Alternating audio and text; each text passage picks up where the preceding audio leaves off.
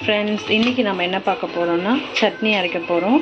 அதுக்கு தேவையான பொருட்கள் எல்லாம் இங்கே எடுத்து வச்சுருக்கேன். இதை கட் பண்ணி வச்சுருக்கேன். இதை ஒன்று நம்ம சேர்த்து வதக்கிக்கலாம். அதுக்கப்புறம் நம்ம அரைச்சிக்கலாம். இது 5 நிமிஷத்தில் பட்டுன்னு ரெடி பண்ணிடலாம். டேஸ்டான சட்னிப்பா. நீங்கள் வீட்டில் ட்ரை பண்ணி பாருங்கள். இப்போ பாருங்கள் தொடர்ந்து.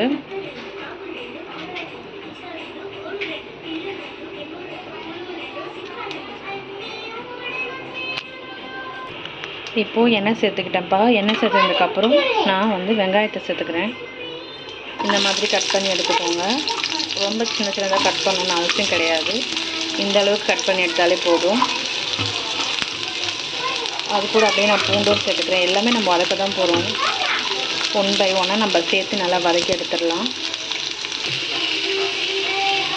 பாருங்கள் ஃப்ரெண்ட்ஸ், வெங்காயம் இந்த அளவுக்கு நமக்கு வதங்கிருக்கு. கண்ணாடி பதத்துக்கு வரணும்னா போதும். நான் இதை மிளகாவும் சேர்த்து வளர்க்குறேன். அடுத்து நம்ம தக்காளி சேர்த்துக்கலாம். இப்போ பாருங்கள் ஃப்ரெண்ட்ஸ், தக்காளி ஒரே ஒரு தக்காளி, மீடியம் சைஸ் தக்காளி சேர்த்துக்கலாம்.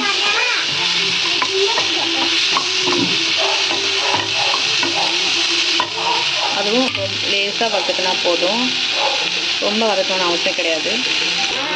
பாருங்கள் ஃப்ரெண்ட்ஸ், இந்த அளவுக்கு வதங்கி வச்சுட்டு இப்போது நம்ம இதை ஆற வச்சு அரைச்சி எடுத்துகிட்டு வந்துடலாம். அவ்வளோதான். இதுக்கப்புறம் நம்ம தாளிக்க தான் போகிறோம்.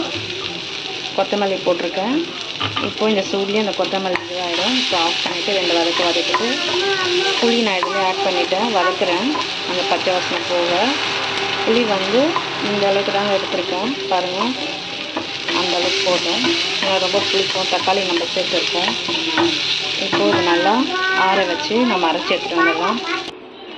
பாருங்கள் ஃப்ரெண்ட்ஸ், ஆறின பிறகு நான் இதில் போட்டுட்டேன். இப்போ உப்பும் நான் சேர்த்துக்கிட்டேன். இதை நல்லா ஃபைன் பேஸ்ட்டாக அரைச்சி எடுத்துகிட்டு வந்துடுவோம். பாருங்கள் ஃப்ரெண்ட்ஸ், இந்த அளவுக்கு நல்லா அரைச்சி எடுத்துகிட்டு வந்துட்டேன். இப்போ இதை நம்ம தாளிச்சிக்கலாம். இப்போது தாளிச்சிக்கலாம். நான் அதே பேன் வச்சுருக்கேன். கொஞ்சம் மட்டும் வாஷ் பண்ணிட்டு இந்த பேனில் நம்ம எண்ணெய் ஊற்றி கடுகு போட்டு கருவேப்பிலை போட்டு தாளிச்சிக்கலாம். வேறு எதுவும் நான் சேர்க்க போகிறதில்ல. இப்போ கொஞ்சம் எண்ணெய் ஊற்றி கடுகு போட்டாங்க. அடுத்து கடுகு பொரிஞ்சோடனே கருவேப்பிலை போட்டு நம்ம ஸ்டவ் ஆஃப் பண்ணிடலாம். அப்புறம் நம்ம அரைச்சி வச்சுருக்க அந்த சட்னியை இதில் சேர்த்துக்கலாம். ரொம்ப டேஸ்ட்டாக இருக்கும். நீங்கள் ட்ரை பண்ணி பார்த்தா உங்களுக்கு ரொம்ப பிடிக்குங்க. ட்ரை பண்ணி பாருங்கள். அவ்வளோதான் ஃப்ரெண்ட்ஸ், நம்மளுடைய சட்னி தாளித்து ரெடி ஆகிடுச்சு. எனக்கு இந்த அளவுக்கு நான் சேர்த்துருக்கேன். உங்களுக்கு இன்னும் தனியாக வேணும்னா அதுக்கேற்ற மாதிரி நீங்கள் தண்ணி சேர்த்துக்கலாம். நீங்கள் வீட்டில் ட்ரை பண்ணி பாருங்கள் ஃப்ரெண்ட்ஸ். தேங்க்யூ.